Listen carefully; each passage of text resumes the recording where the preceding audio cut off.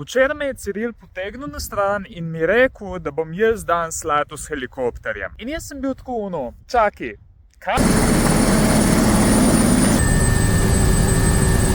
Atmosferci, spremljamo podpločevin, ki ste jih vi pomagali zbrati. Videli smo že, kako so spremenili obliko v čist nov bivak, ki bo šel gor v Slovenske Alpe. Ampak, preden greste nov bivak gor, mora iti ta star dol in zato smo tukaj danes. Evo, tamle je pa bivak številka 3. Kakšen prizor. Tule je ta prvi bivak, ki bo zamenjan, čeprav tule je v resnici bivak številka 3.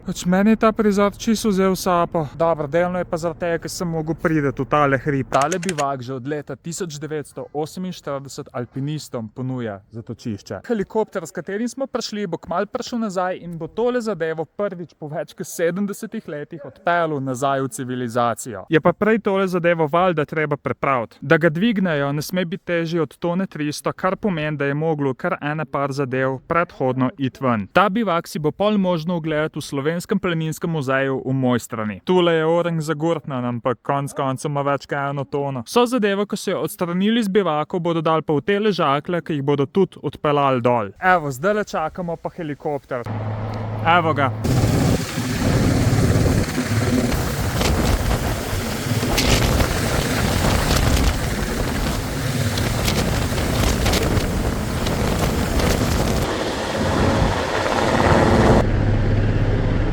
Evo, bivak je šel, zdaj so pa še te ležakli na vrste.